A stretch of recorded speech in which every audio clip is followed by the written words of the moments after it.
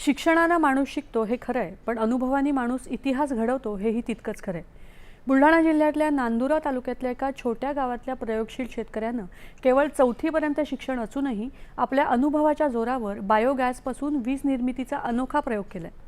गोठ्यातल्या शेणापासून तयार झालेल्या गॅसमधून स्वयंपाकाला लागणारा गॅस यासह वीज काढून शेत आणि गोठा स्वावलंबी केलाय. आज त्यांचा हा कमी खर्चिक पर्यावरणपूरक प्रयोग जिल्ह्यातल्या शेतकऱ्यांसाठी प्रेरणास्थान ठरलाय. शिक्षणानं माणूस शिकतो हे खरं, पण अनुभवानं माणूस इतिहास घडवतो हेही तितकंच खरं.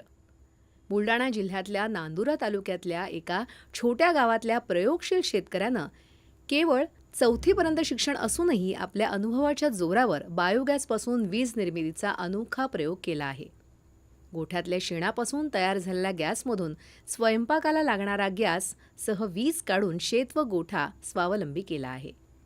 आज त्यांचा हा कमी खर्चिक पर्यावरणपूरक प्रयोग जिल्ह्यातल्या प्रत्येक शेतकऱ्यासाठी प्रेरणादायी ठरतो आहे. हा जो बायोगॅस आहे, पूर्वी माझी आई बाबा हे चुलीवर स्वयंपाक तेच नाही तर खूप मारेमार होत जायचे, काळी जैतन आणून. आणि विशेष म्हणजे पावसाळ्याच्या वेळेस एवढा त्रास होत जायचा की चूल पेटत नव्हती.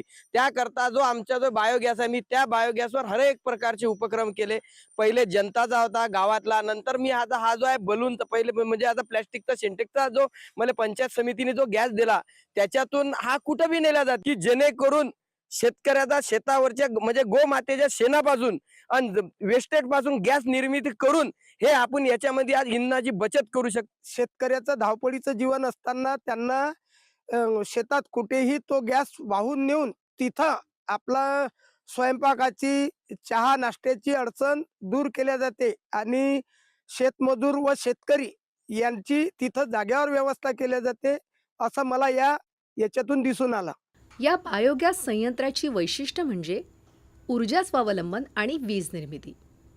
वनारे यांनी बायोगॅस संयंत्रातून तयार होणाऱ्या गॅसपासून विविध यंत्र वापरून अद्ययावत तंत्र विकसित केलंय. या विजेचा वापर ते आपल्या गोठ्यातली लाईट, शेतातली विविध कामं यासाठी करतायत. शेतात सुद्धा हे पोर्टेबिलिटी किट कुठेही घेऊन जाता येतं. शेतात त्यामुळे स्वयंपाक करता येतो.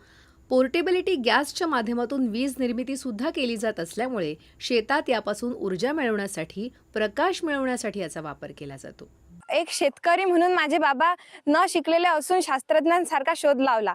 तर आणि तेच नाही तर वीज निर्मिती पण केली. म्हणजे आता लोड शेडिंग आणि लाईट राहत नाही, तर आम्ही हे जे बायोगॅसचा लाईट आहे त्याच्यावर आम्ही अभ्यास केलाय. कारण लोड शेडिंगमुळे लाईट राहायची नाही, तर या लाईटवर आम्ही अभ्यास पण केलाय. पशुपालन, बायोगॅस आणि सेंद्रिय शेतीची सांगड घातल्यास शेतीचा खर्च कमालीचा कमी होतो आणि उत्पादनही दर्जेदार मिळते. शिवाय त्यांना स्वयंपाकाचा गॅस आता सिलेंडर सुद्धा आणण्याची गरज भासत नाही. एक प्रकारे बायोगॅस संयंत्र विकसित करून आपल्या घरगुती स्वयंपाक गॅसवर केलेली वीज निर्मिती हा एक अनोखा उपक्रम ठरत असल्यामुळे या शेतकऱ्याच्या या उपक्रमाचं सर्व स्तरातून कौतुक होताना दिसते आहे.